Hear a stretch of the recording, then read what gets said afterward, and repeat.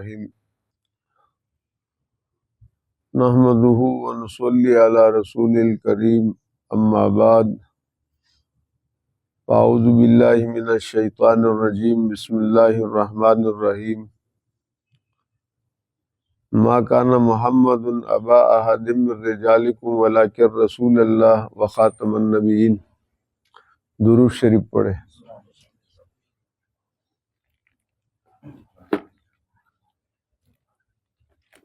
اللہم صلی علی محمد وعلی آل محمد کما صلیت علی ابراہیم وعلی آل ابراہیم انک حمید مجید۔ اللہم بارک علی محمد وعلی آل محمد کما بارکت علی ابراہیم وعلی آل ابراہیم انک حمید مجید۔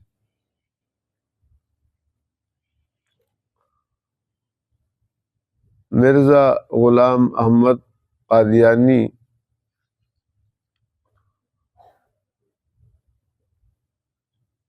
نے اپنی ایک کتاب خطبہ الہامیہ اس کے صفحہ 272 پر اور اسی طرح روحانی خزائن کے جلد 16 صفحہ 272 پر ذکر کرتے ہیں، میں اپنی بعثت کو حضور پاک صلی اللہ علیہ وسلم کی بعثت سے افضل اور اکمل شان میں بتلایا ہے۔ اپنے آپ کے بارے میں ایک تو بعثت بتایا، مبعوث ہونا یعنی نبوت، پھر یہ ساتھ بتا رہے کہ آپ صلی اللہ علیہ وسلم سے میں مقابلے میں افضل شان میں، تو یہ ہمارے نبی کی توہین ہے۔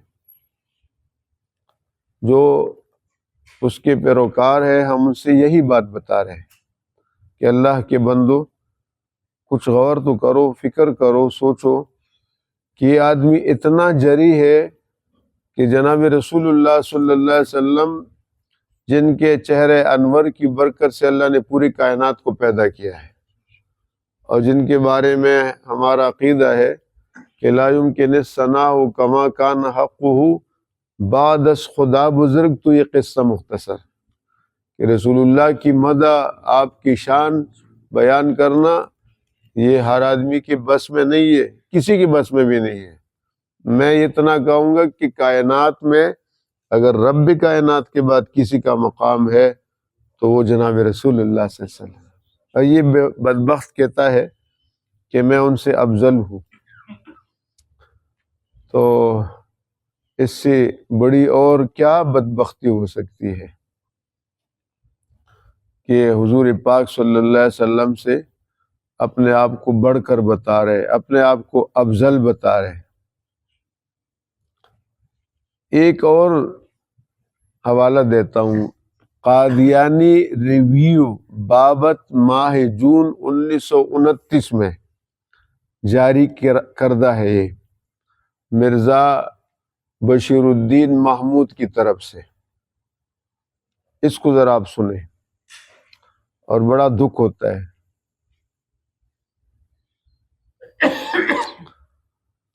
ایک تو یہ کہ وہ کہہ رہے کہ یہ بات بالکل صحیح ہے کہ ہر شخص ترقی کر سکتا ہے اور بڑے سے بڑا درجہ پا سکتا ہے، حتیٰ کہ محمد رسول اللہ سے بھی بڑھ سکتا ہے۔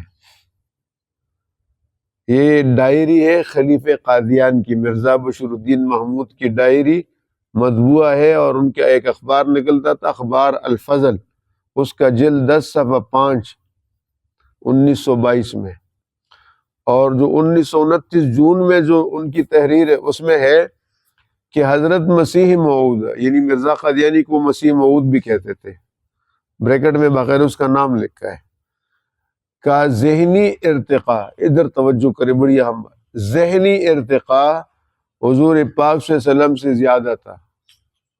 انا للہ و انا، ہم اب جو ان کے فالوور ہے اور جو میرا درس سن رہے ہیں، ان کے پاس پہنچ رہے، میں ان سے درخواست کروں گا کہ اللہ کے بندو، رسول اللہ سے بڑھ کر کسی کا مقام ہو سکتا ہے؟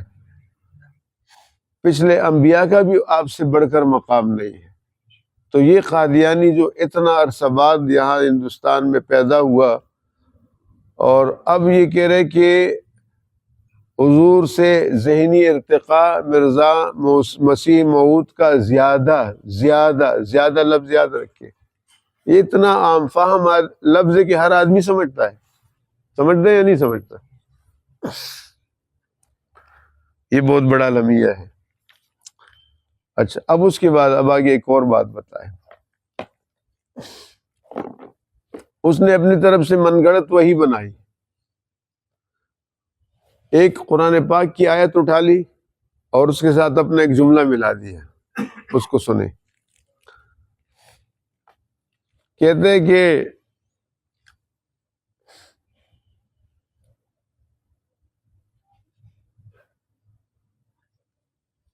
یہ حقیقت الوحی صفحہ 88 پر ہے اور روحانی خزائن جلد نمبر 22 صفحہ 91 پر ہے.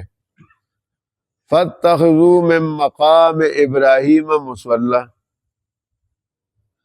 یہ قرآن کی آیت ہے. فَاتَّخِذُوا مِن مَّقَامِ إِبْرَاهِيمَ مُصَلًّى.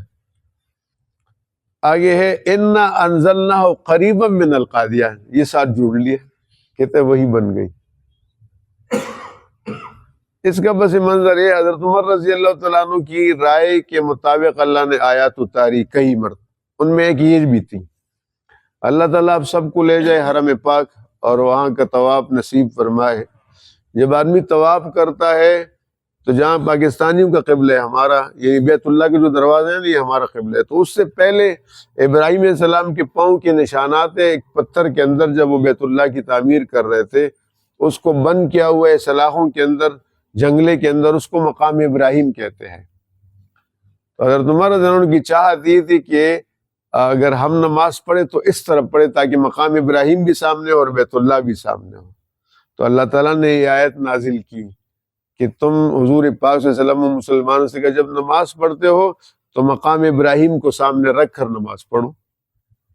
حالانکہ کعبے کی چاروں طرف جدھر آپ کھڑے ہو جائے تو نماز پڑھ سکتے اور جائز ہے. یہ کیا کہہ رہے؟ یہ کہہ رہے کہ دیکھو مجھ پر وہی نازل ہوئی کہ ابراہیم علیہ السلام کی جگہ کو قبلہ بناؤ اور مصلی ٹھہراؤ. وَإِنَّا أَنزَلْنَاهُ قَرِيبًا مِّنَ الْقَادِيَانِ، اور ہم نے اس کو قادیان کے قریب نازل کیا ہے، یعنی ادھر گرداسپور میں. حضور یہاں تشریف نہیں لائے. تو اب ایک اہم سوال ہے کہ قرآن کی آیت جس میں ابراہیم علیہ السلام کا ذکر ہے اس کو اٹھایا اور ایک جملہ ملایا اور وہی بنا لی. یہ تو ہے ہی من گھڑت. ایک کفر تو یہ ہوا، ٹھیک ہو گیا. دوسرا کفر یہ ہوا کہ مقام ابراہیم جو حرم پاک میں ہے یہ قادیان کو قرار دے رہے. جیسے مسجد اقصی بیت المقدس ہے، اس نے قادیان میں مسجد بنائی، ایک مینار کی تہی مسجد اقصی ہے، یہ بھی کفر ہے. تیسرا کفر یہ ہے کہ یہاں جو ابراہیم ہے سب کو پتہ ہے کہ اس سے کون مراد ہے؟ ابراہیم علیہ السلام.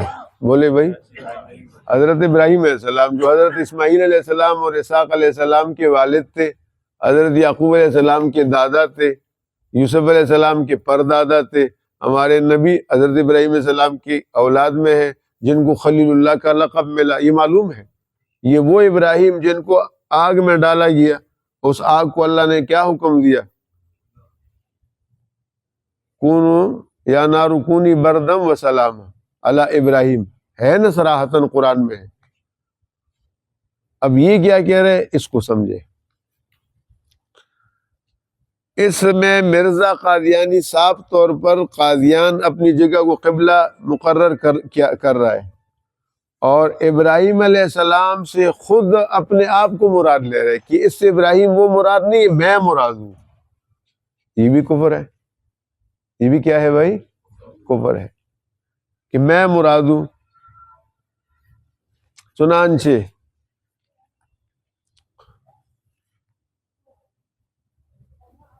مرزا قادیانی 40 نمبر 3 صفحہ 32